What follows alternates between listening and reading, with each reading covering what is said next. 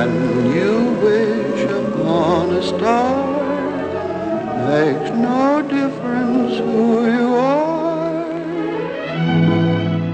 Each week as you enter this timeless land, one of these many worlds will open to you.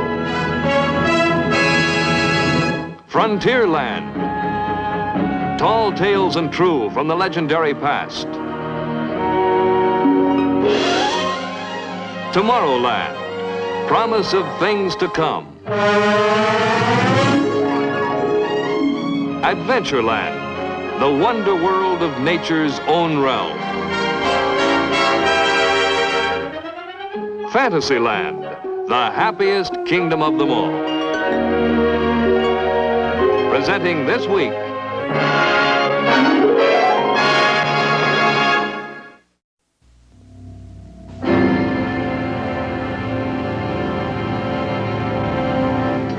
many years ago, a prophetic writer and engineer told of the genius of one man who discovered the very power of the universe and harnessed it to propel his ship 20,000 leagues under the sea. But the hero of that story was afraid to let this power fall into the hands of an immature mankind.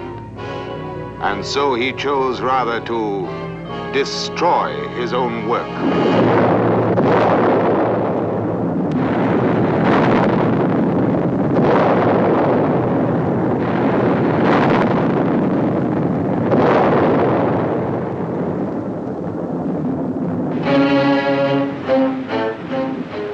Yet there is hope. In God's good time, nature's own energies will come to humankind for a better and a richer life. Fiction often has a way of becoming fact. Not long ago, we brought you the immortal tale, 20,000 Leagues Under the Sea, featuring the famous submarine Nautilus. According to the story, this craft was powered by a magic force. Today, that tale has come true.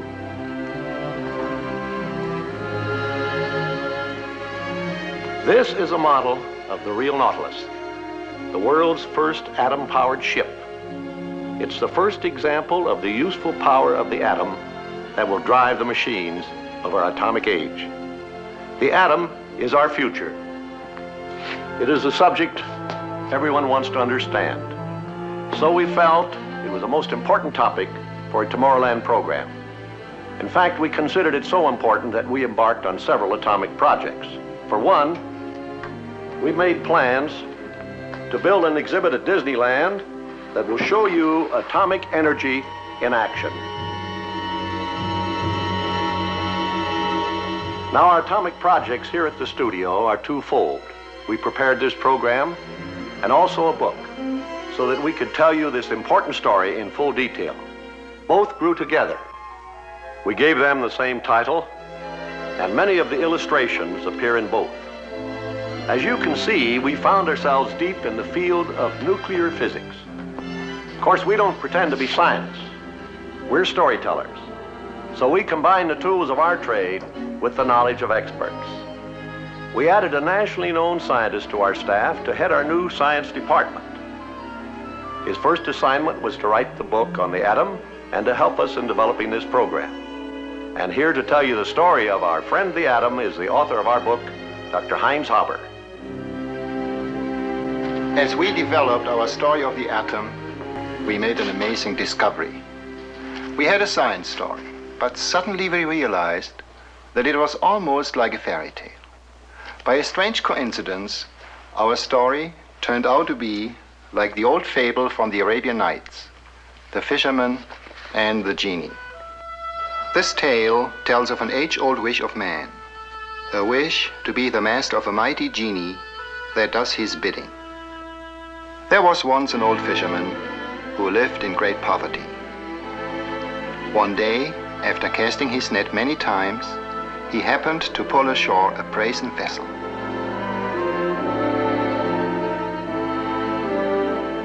Its mouth was closed with a lead stopper. Marveling at his strange catch, the fisherman said, I'll wager that whatever is sealed so well must contain something of great value.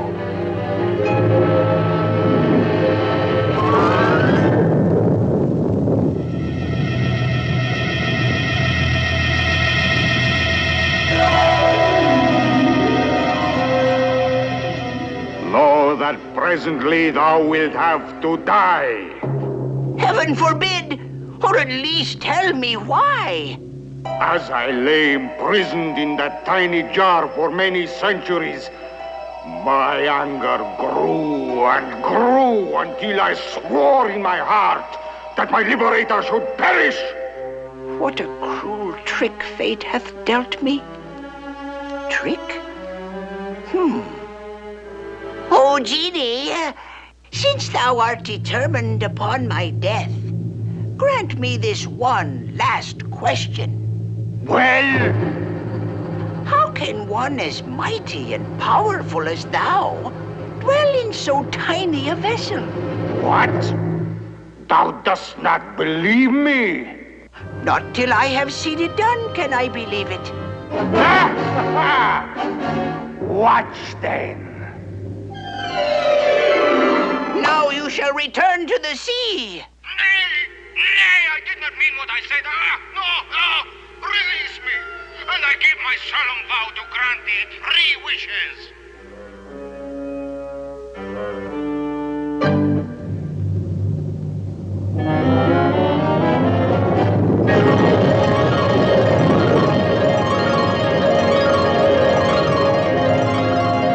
Strangely enough, our story is like that fable, come true through science. We are like the fishermen. For centuries, we have been casting our net into the sea of the great unknown in search of knowledge. And finally, we found a vessel.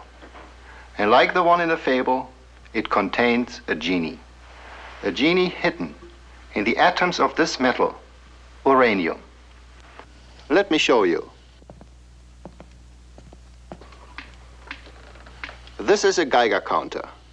It tells us that the genie is here, imprisoned in these atoms.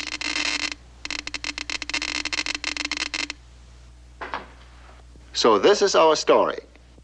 How the vessel was discovered, how the genie was liberated, how he first threatened to kill, and how he was finally harnessed to grant us 3 wishes. Our story begins in ancient Greece in 400 BC. At that time, man firmly believed that all things were composed of 4 basic elements: earth, air, water, and fire. But Democritus, a philosopher of that era, thought that these elements could be divided into smaller particles. In fact, he even gave them their name, atomos, which means indivisible. I crumbled this earth to soil, and in turn crumbled this soil to dust. Now, if I could reduce this dust into its smallest particles, these would be atoms. This beach appears to be a solid carpet, but on closer inspection, we see that it is made of millions of grains of sand. If we think of grains of sand as atoms and pack them together, they can be molded into any desired form. So it is in this way nature uses these tiny particles, these atoms, to build all things: the earth, water, air, and fire. If air and fire consist of small particles, how can they rise? They would fall to the earth like a shower of pebbles. The man who disagreed with Democritus was Aristotle, a famous Greek philosopher. His philosophy shaped the thinking of man for the next 2,000 years. And so the idea of the atom was lost.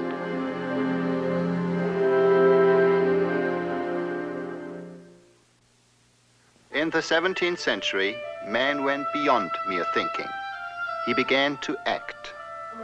His philosophy became seeing is believing. He invented the telescope, and this magic instrument greatly extended his range of sight. He saw mountains and craters on the face of the moon.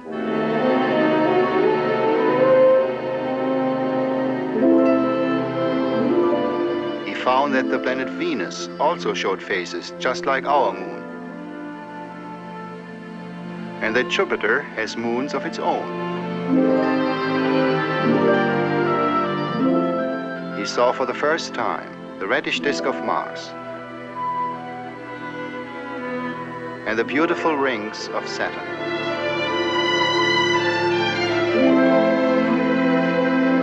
With a telescope, man discovered the universe in all its unbelievable richness.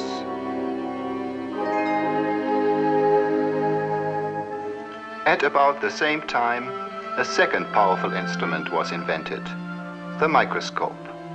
It opened up an entirely new and tiny world for man to explore.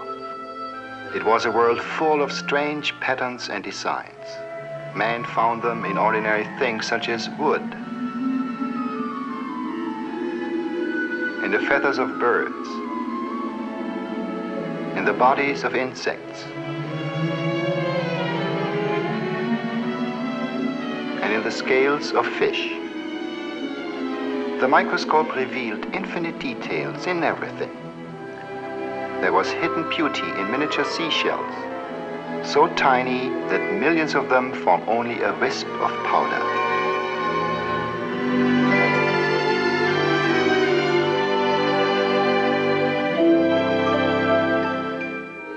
Even a single drop of pond water revealed forms of life never before seen. Tiny, one-celled animals and plants. The microscope gave man his first look into nature's miniature universe, a world teeming with fantastic forms of life. With the microscope, man also discovered the beautiful and regular forms of crystals.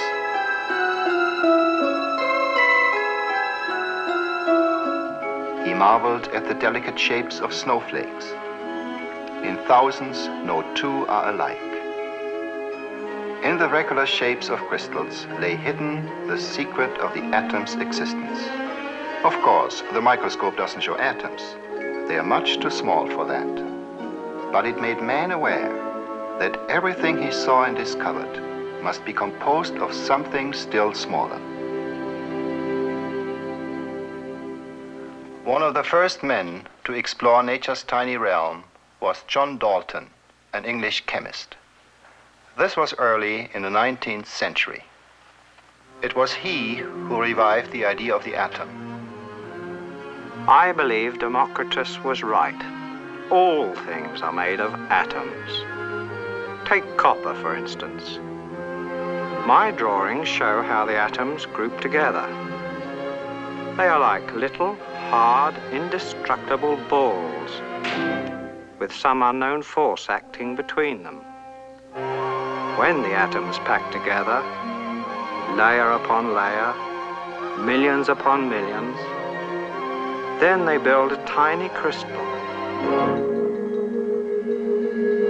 And when the crystals combine, they form the copper metal we are so familiar with.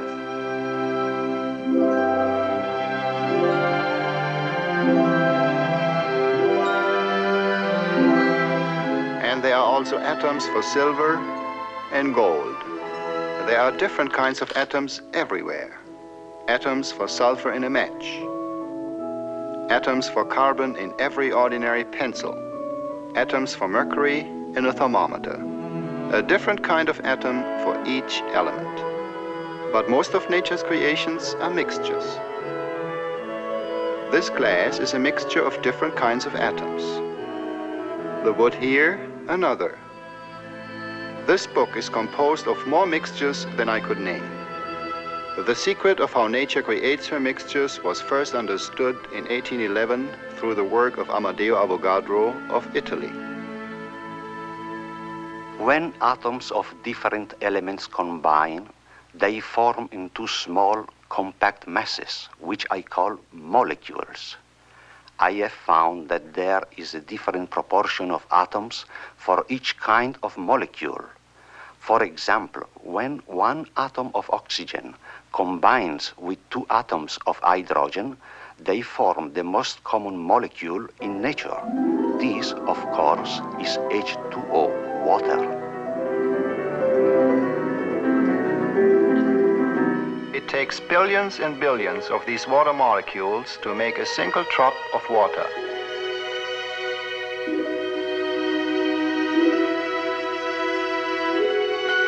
They are so tiny that they cannot be seen even through the most powerful microscope. However, the microscope does reveal an important fact about atoms and molecules. It shows that they are in constant motion. These are dust particles in a drop of water, and you can see that they are being kicked around by the ever-busy water molecules. It was over 100 years ago that an early microscope first revealed that atoms and molecules are constantly on the move.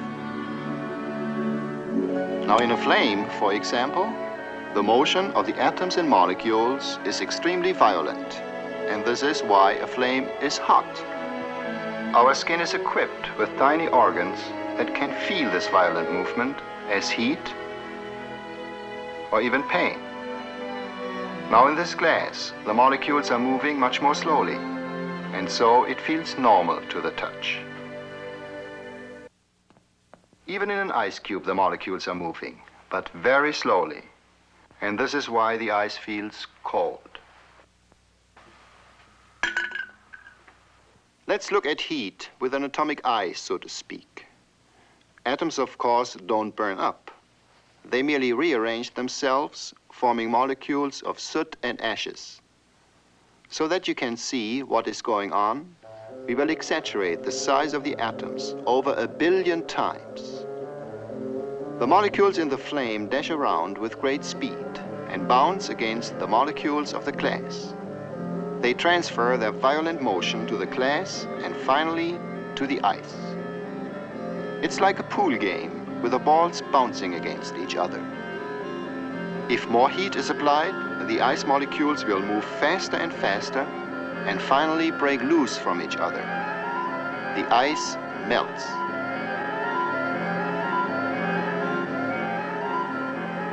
As the movement becomes more violent, the water begins to boil. The molecules are kicked away from the surface as steam. In hot steam, they're dashing around with great force, enough force to bounce the lid of the jar.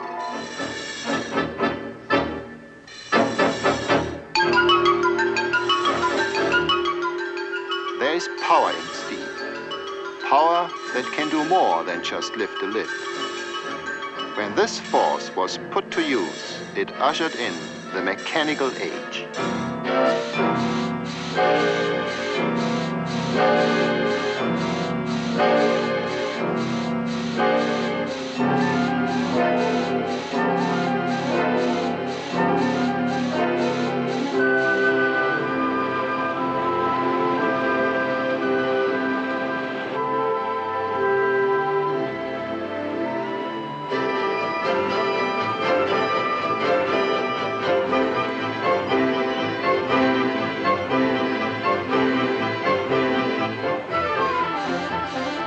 It was the power of steam that turned our generators to produce electric power. And the gaslight era then became the age of electricity.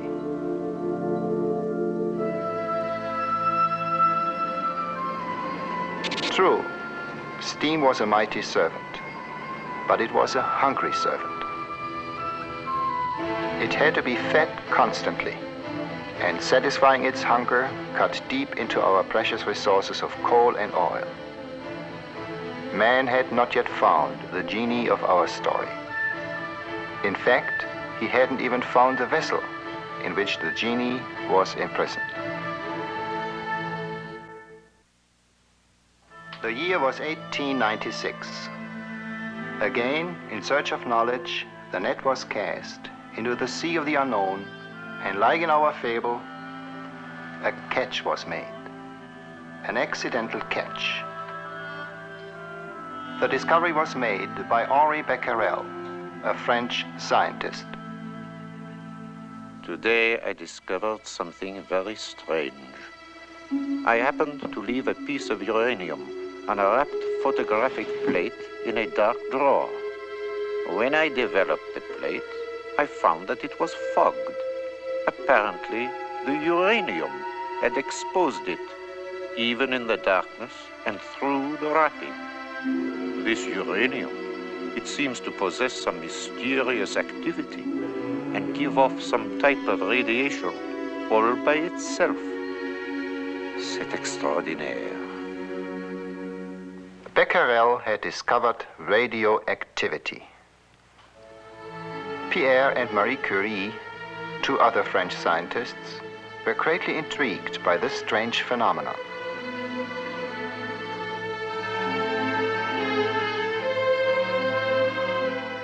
While seeking the source of the radiations from uranium, they discovered a new element which gave off even stronger rays.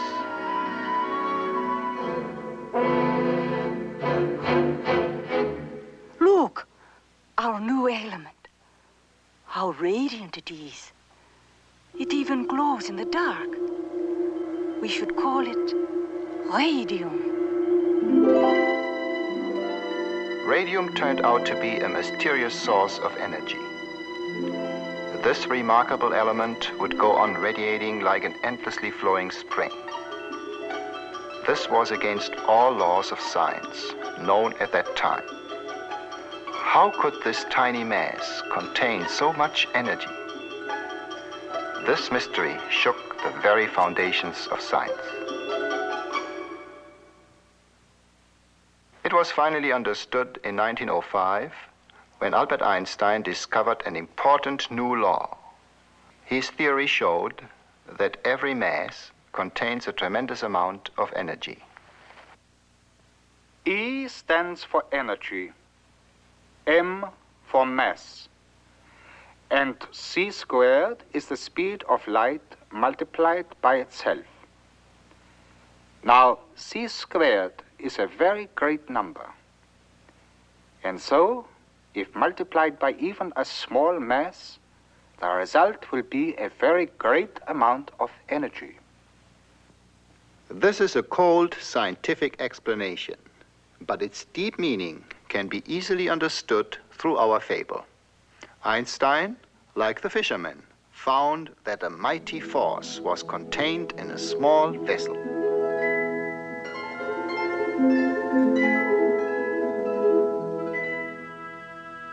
Radium constantly releases tiny bits of its energy through radiation, a little bit every second.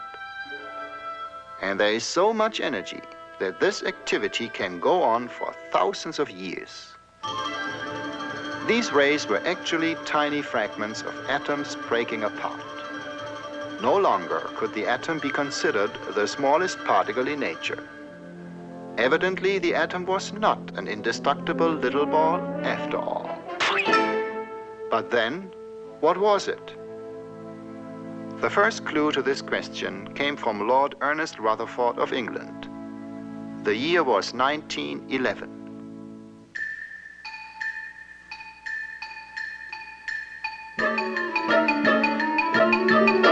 Today, I used the fast-flying fragments of radium as tools to probe into the atom. I placed a small sample of radium inside a solid lead block. The lead absorbed all the rays except those that were allowed to escape through a small opening in the block. One might say it was a sort of atomic gun. To make the ray bullets visible, I used a fluorescent screen. For a target, I chose a very thin leaf of gold. But to my surprise, the bullets from my atomic gun passed right through the gold leaf as though it wasn't there. It was like shooting at a ghost. This was truly amazing because the gold leaf was a solid wall, 2,000 atoms thick. So the atom can't be as solid as we always thought. Then, unexpectedly, one out of thousands of bullets ricocheted, striking something solid.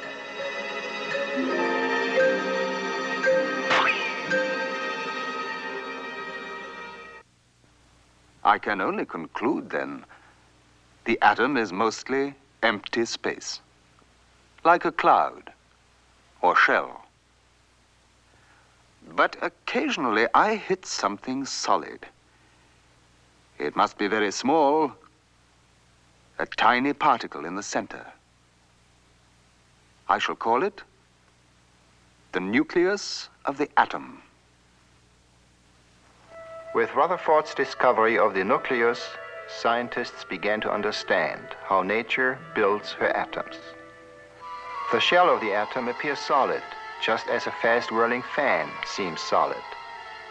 Actually, the shell is composed of a whirling swarm of tiny electrical particles called electrons. They circle around the nucleus like planets around the sun. So the atom is like a tiny solar system. But scientists are ever curious. Like the fisherman who examined the vessel he had hauled ashore, they began to probe the atomic nucleus for its secrets.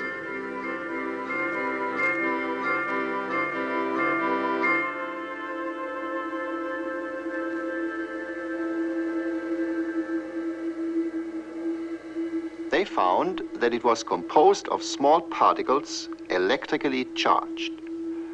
They called them protons, which means primary particles. Later, to the great surprise of science, other strange particles were discovered in the nucleus. They had no electrical charge. They were neutral, and so they were called neutrons. At last, the mystery of the atom structure was solved.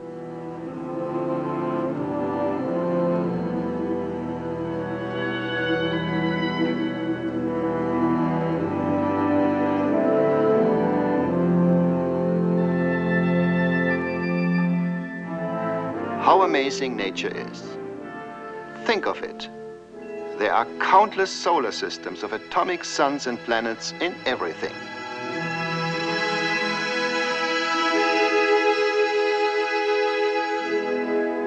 There's a whole universe in the tip of a pencil.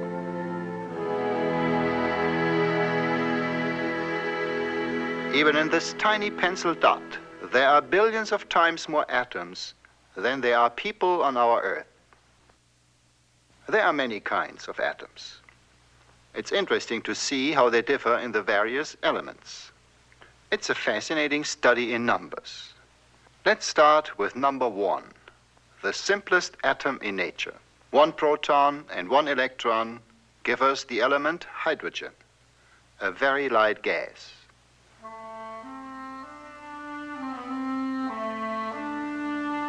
Nature always keeps an electrical balance in her atoms. So, if the nucleus has 2 protons, it will also have 2 circling electrons. This makes an atom of helium. There are also neutrons in the nucleus that add to its weight. And so, by simple addition, nature builds the atoms of all her elements. 6 protons and 6 electrons and some neutrons for carbon.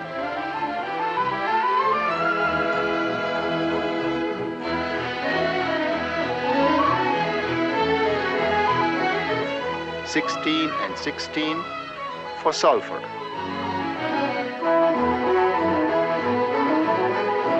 26 iron.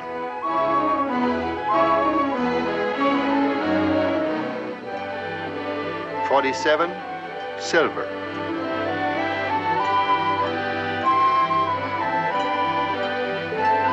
79 gold.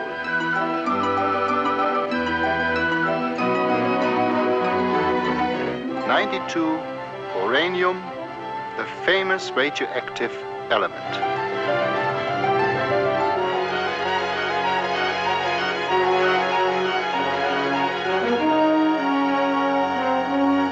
Here, nature has crowded so many protons and neutrons into the nucleus that it becomes unstable.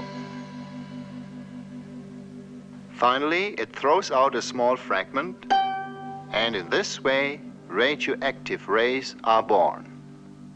These rays cannot be seen, heard, or felt.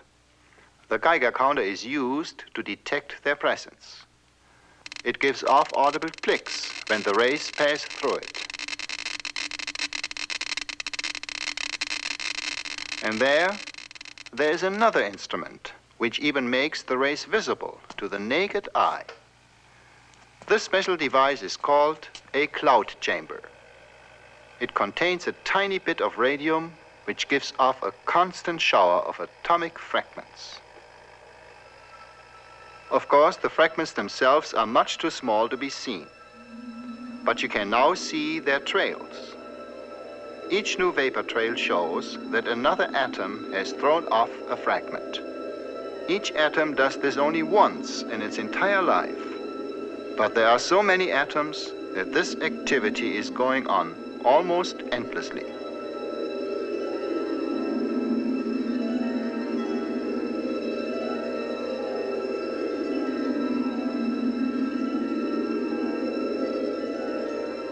We might say that a radioactive atom is like a set mousetrap.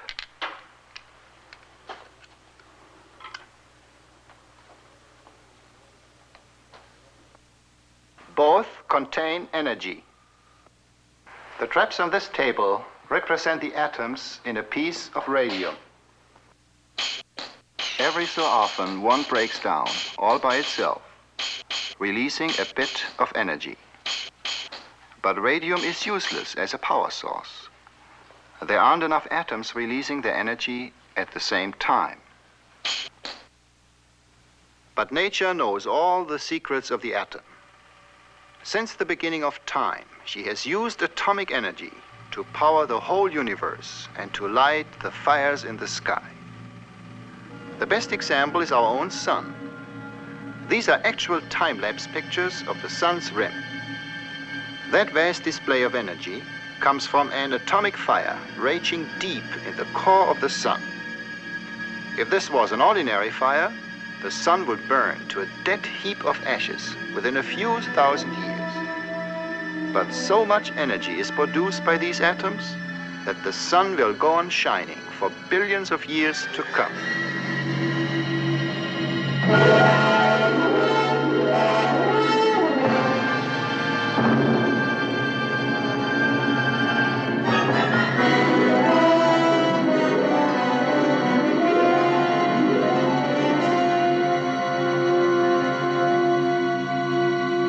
For a long time, nature alone knew how to open the vessel that contained this mighty force.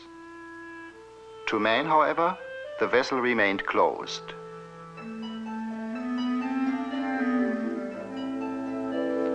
Finally, he discovered the secret of how to open the vessel himself.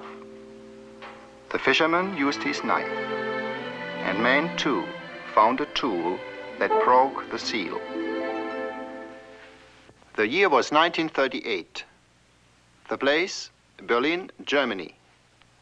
The leading character, that strange metal called uranium. Again, it turned out to be the star of a sensational scientific discovery.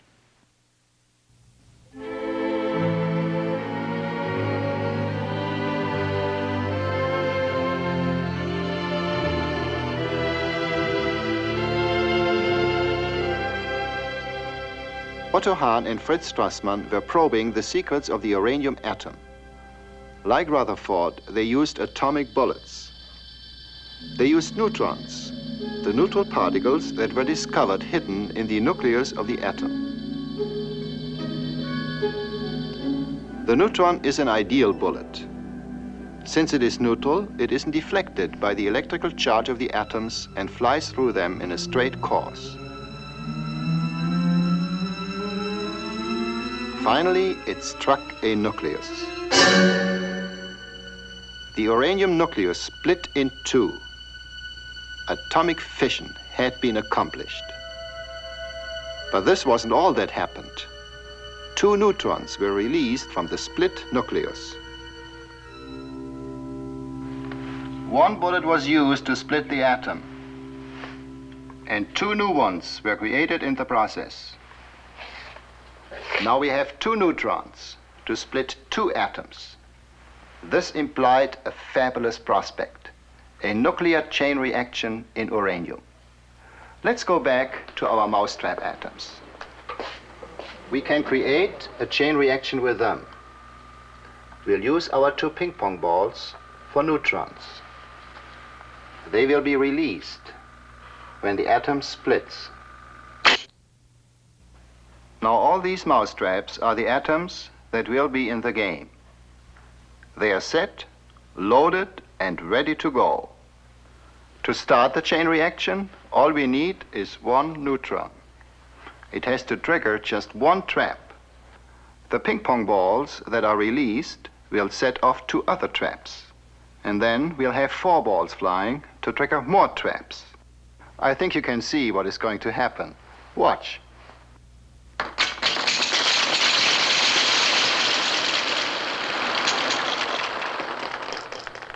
An atomic chain reaction works in exactly the same way. 1 neutron is enough to start it.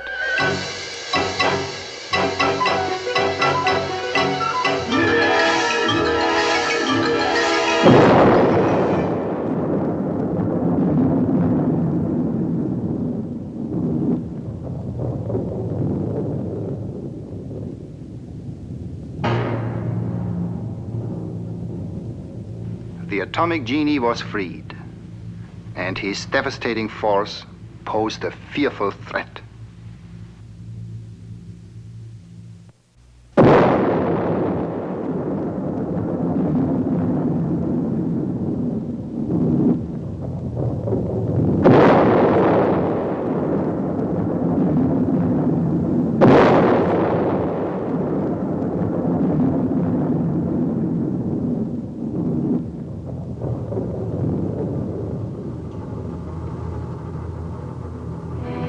The world was deeply shocked by the first atomic explosion. We all wondered if atomic energy had better remained a secret forever. We are like the fisherman. When he first beheld the frightful form of the genie, he too wished that he had never found the vessel. Know that presently thou wilt have to die. Heaven forbid! But our fable had a happy ending.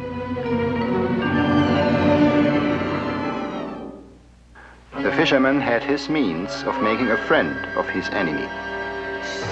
And fortunately, science has its way of doing the same thing. An atomic blast is more than a threat. It is also a regretful waste of heat and radiation. To make this energy useful, the explosion must be slowed down. Let me show you what I mean. Our mousetrap explosion can be slowed down with the aid of a slow-motion camera.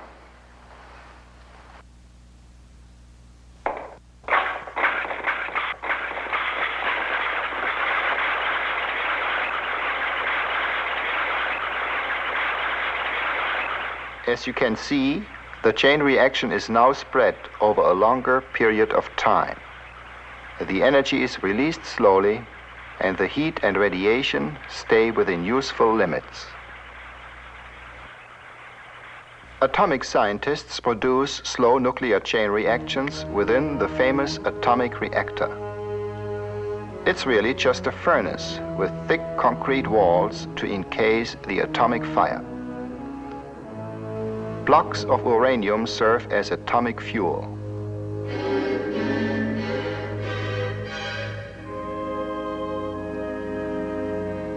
To slow down the chain reaction, control rods that absorb neutrons are inserted in the blocks. These rods act like a damper in the furnace and catch some of the flying neutrons and take them out of play. This allows fewer atoms to split and keeps the reactor burning almost endlessly at an even temperature. With the chain reaction thus under control, the mighty atom can be put to use. The heat is picked up by a liquid that is piped through the hot core of the reactor. The heated liquid is then run through a boiler where it produces an almost endless stream of hot steam. Steam for power. But there's more than heat. The atomic reactor has the magic power to make many ordinary materials radioactive. If, for example, a piece of iron is exposed to the shower of neutrons inside a reactor, the iron atoms pick up extra neutrons and become radioactive.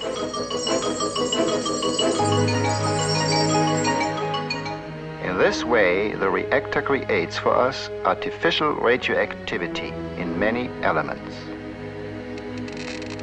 Like natural radium, they are valuable tools in science and medicine. The atomic reactor, then, gives us a chance to make the atomic genie our friend. He will come forth to our beckoning, and just as in the fable, he will grant us 3 wishes. The decision is ours. What should we wish for? What do we need most? Our coal and oil will not last forever. Yet we need ever more power. So, for the growth of our civilization, our first wish shall be for power. Here with my right hand I give you the magic fire of the atom. It is yours. The atomic fire is an almost endless source of heat. We can use it in power stations for producing electricity. Electric power of our modern civilization.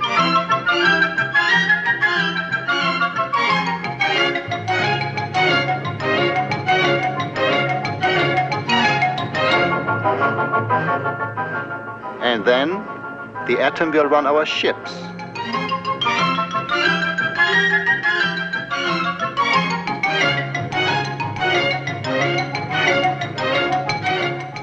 And of course, the atomic submarine already exists.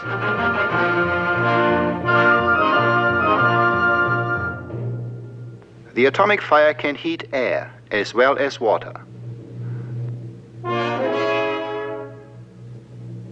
Then the atom becomes the driving force of a jet engine. It can drive an airplane.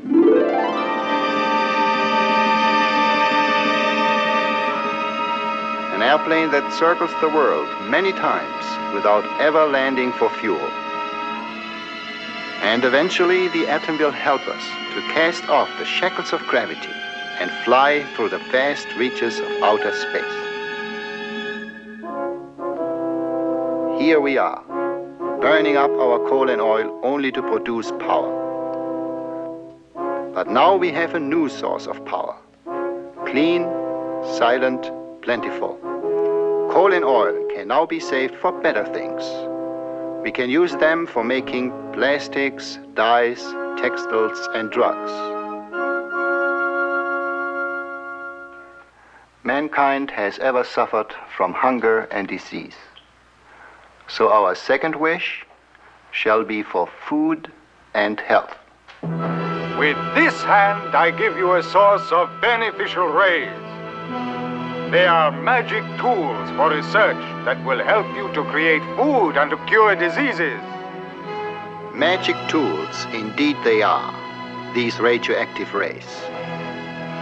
For example, an ordinary needle can be made radioactive. And then, if it is hidden in the proverbial haystack, it can easily be found by the rays it gives off.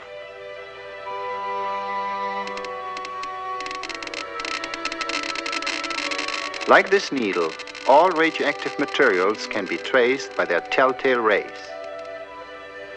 With radioactive chemicals, we can now literally watch how plants grow, and we can trace plant nourishments from soil to fruit. In this way, science will help to produce bigger and richer crops.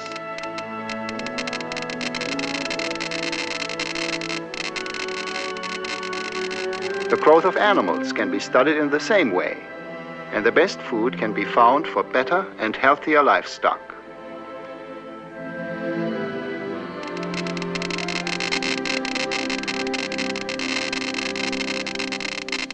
So the atom creates more food for our ever-growing population.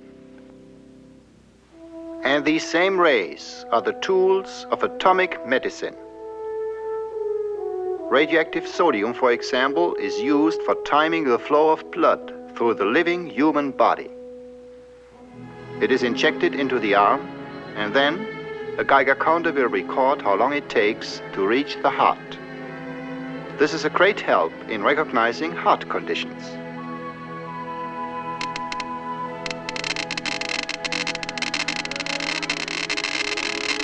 In diseases of the thyroid gland, radioactive iodine performs an amazing job. If mixed in an atomic cocktail, it will gather in the thyroid because iodine is attracted to this gland.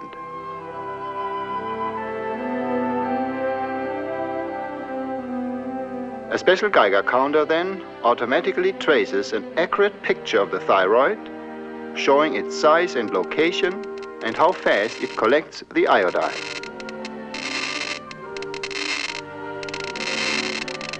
Radioactive elements can also heal. Phosphorus, for example, lodges in the bones, where its mild radiation can cure certain blood diseases. The patient carries his treatment with him, even while he works and sleeps. And then, radioactive cobalt is used in the famous cobalt bomb. But this bomb is a friendly one that is used in hospitals for fighting that dread disease, cancer. And there is left to us the third and last wish. It is an important choice. Many legends tell of how wishers made an unwise choice, and how their last wish destroyed the benefits of the first two. The atomic genie weighs in his hands the powers of both creation and destruction. As yet, the world has reason to fear those destructive powers. So our last wish should simply be for the atomic genie to remain forever our friend. We have inherited a wealth of knowledge from the great thinkers of the past. That this heritage would ever be applied towards destruction was farthest from their minds and hearts. It lies in our own hands to make wise use of the atomic treasures. Then the magic touch of the genie will spread throughout the world, and he will grant the gifts of science to all mankind.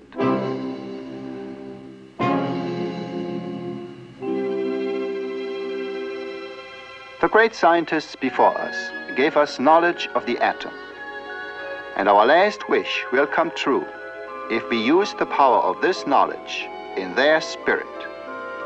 Then the atom will become truly our friend.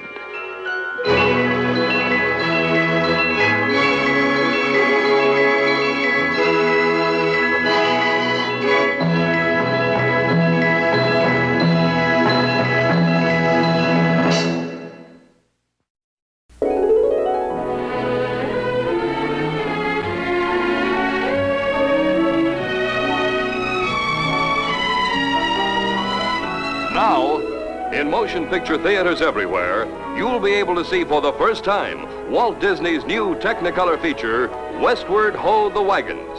It's a new and different outdoor drama telling the exciting story of the covered wagon families fighting their way west, told against a background of spectacular scenic beauty in CinemaScope and Technicolor. Westward Ho the Wagons. Now, you and your family can see this exciting motion picture entertainment in a theater or drive-in nearby. Look in your newspaper for theater names and showtimes. This has been an ABC Television Network film presentation.